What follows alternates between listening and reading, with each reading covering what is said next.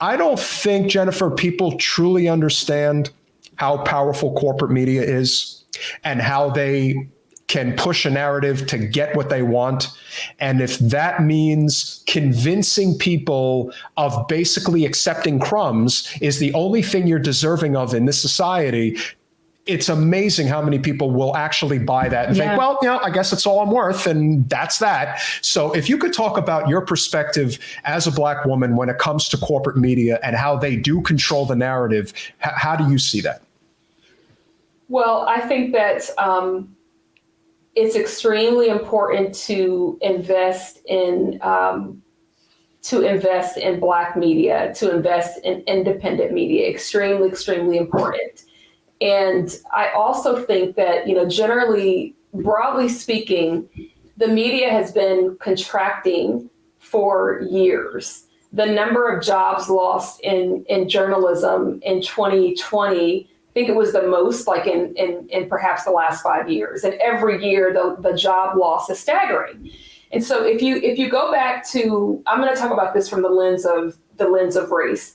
But if you go back to the Kerner Commission report, so after the race riots in 1967, the Kerner Commission was put together, and they were charged with understanding the root causes of the riots. And one of the things they found when they released their report in 1968 was that the media did not fairly characterize or present Black people. The media did not include sufficient Black people, right?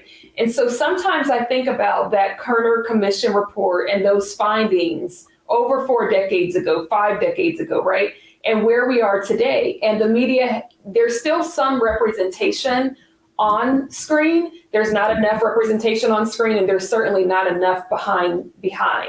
And so whenever you have that, how people are presented is going to be distorted, because when you silence a group of people and then you call yourself presenting the news, you're going to present a slanted version of the news. And remember what I said earlier about, I think that this nation is racist by default and anti-Black by default. And so when you have people who could care less, that is going to influence how the media covers different topics. So that's that. But then, the media is very, very powerful. It's very, very powerful. And so sometimes we consume so much media that sometimes we'll begin thinking things and you'll wonder, well, where did this come from? Well, it has to do with the amount of media and pop culture that you have consumed. And the way that the media, large corporations are buying up these small outlets. It used to be that you could go to a website and you could see who owned a media company. And now you have like these large companies that are buying up all of them. And it just... all roads lead to a small group of white men. It presents a challenge. Yeah, it just presents a challenge. That's really what it is. You could follow everybody now, and all roads lead to a handful of white men at the top that are controlling all of this, and they're controlling the narrative to better suit themselves. And I just think I can see it in my head. If we're fighting amongst ourselves and not fighting the ones who are actually making these decisions, then we're going to continue to circle the drain. And it just seems to get worse and worse and worse every day. Well, the other thing is that, the media has a financial incentive, right? Oh, and yes. So they benefit by showcasing certain things. And if it impacts their bottom line, then, that's going to be very hard for some people to turn away from in a capitalistic society. Yeah. So this is what I was just thinking about, because I was looking in the mirror. I did a magic wand for you because I had that term Black girl magic in my head. And so I did a magic wand for you.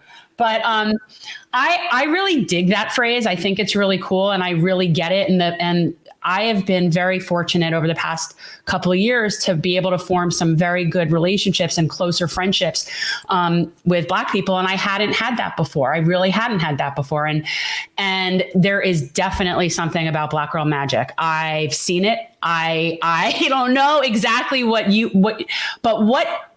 that? What is that? It's a power. I think Black women are amazing. I think that I meet so many Black women who are just brilliant, whether or not they have 5 degrees or not, they're just brilliant. I think about the Black women in my family, and a lot of what I know about mothering, a lot of what I know about being a woman of integrity, it comes from the examples around me. And we live in a world where Black women are often undermined. And people say, oh, yeah, well, we should listen to Black women until we get into the boardroom and then we silence them. Or, okay, no, Jennifer, we don't want to do that. Okay, you've made your point. Gosh, she's so angry. And so I think as a way to celebrate our beauty, to celebrate our strength, to celebrate our ingenuity, we think about Black girl magic and we think about the things that we do. And I don't want to say it's effortless, because it takes work, and a lot of people would be surprised. And I think it's a way of affirming us. It's a way of loving us. It's a way of celebrating us in a world that is reluctant to do that, in a world that is reluctant to see our beauty in all its shapes and all its forms. And so I like the phrase. And I also think that we should be careful that we include that we don't require Black women to jump through all these hoops in order to be considered magic. You don't have to write a book to be considered magic.